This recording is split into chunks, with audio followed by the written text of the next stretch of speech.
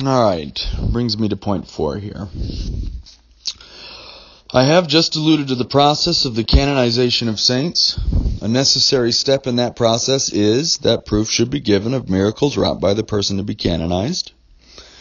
We are assured that the evidence for such miracles is subjected to the most rigorous examination and that none are admitted without convincing proof.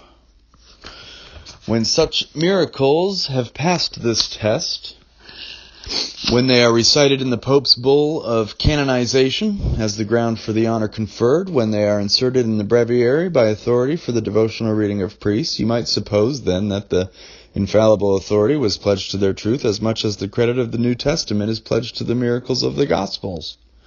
Not in the least. No, sir, not in the least. Roman Catholics are free to accept or reject them as they please. We are told that the historical facts contained in the breviary, though they merit more than ordinary credence, may be subjected to fresh examination and may be criticized by private scholars, provided it be done with moderation and respectfulness. In like manner, the miracles recited in bulls of canonization, though they may not be publicly impugned without indecency, yet do not bind a Roman Catholic to actual belief.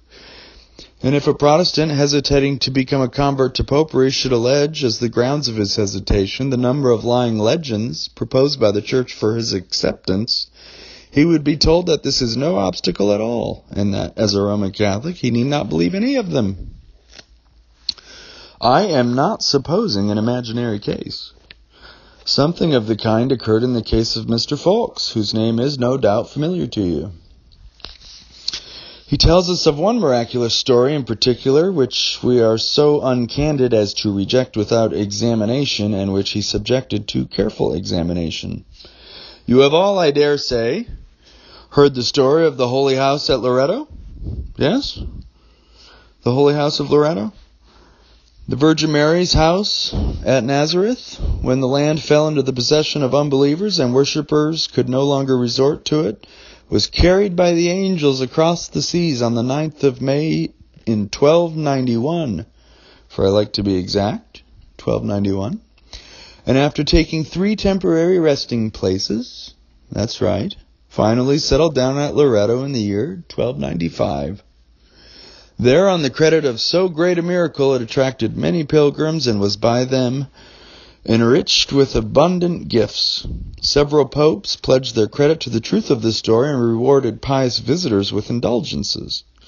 I possess a history of the Holy House written by Tertullianus, a Jesuit, and printed at Loretto itself in 1837, from which I find that the story is proved by such irrefragable evidence that no one can doubt it who is not prepared to deny the power and providence of God and to remove all faith in the testimony of man. Mr. Fawkes, whose turn of mind was such that he seemed to find it as hard as the Holy House itself to find a resting place, either among Protestants or Roman Catholics, neither accepted this story without inquiry, as might a thoroughgoing Roman Catholic, nor rejected it without inquiry, as might a thoroughgoing Protestant. He took the trouble of going both to Loretto and to Nazareth and making laborious investigations on the spot. And the result of his inquiry was that he came back thoroughly convinced of the fictitious character of the Santa Casa, notwithstanding the privileges bestowed by so many popes. On stating this conviction to the excellent French priest who had received him into the Roman communion, his only reply was, "There are many things in the breviary which I do not believe myself." Fifthly here, let's continue. There is one particular class of miraculous story, however, which deserves special attention on account of the uses that are made of it. I mean alleged divine revelations. On this authority rest a number of new facts and new doctrines. As an example of new facts, I cannot give you a better instance than the history of one of the most popular saints on the continent at the present day, Saint Philomena. This saint suffered martyrdom in the Diocletian persecution on the 10th of August, 286, a date on which I might comment if the story deserved comment. For excellent reasons, this saint was unheard of until quite lately. We learn from the authorized history of her life that a good Neapolitan priest had carried home some bones out of the Roman catacombs and was much distressed that his valuable relics should be anonymous. He was relieved from his embarrassment by a pious nun in his congregation who, in a dream, had revealed to her the name of the saint and her whole story. I am sorry that I have not time to repeat the story to you. But it is a tissue of such ludicrous absurdities and impossibilities that it would be breaking a butterfly on the wheel to prove its falsity. And one would think it could not deceive anyone that was not absolutely a child in respect of critical perception.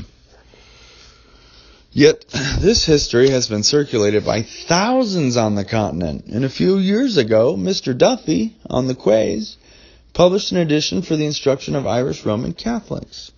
The history ascribes the wonderful popularity which St. Philomena undoubtedly obtained to the number of miracles which she works, and in which she outdoes the oldest saint in the calendar.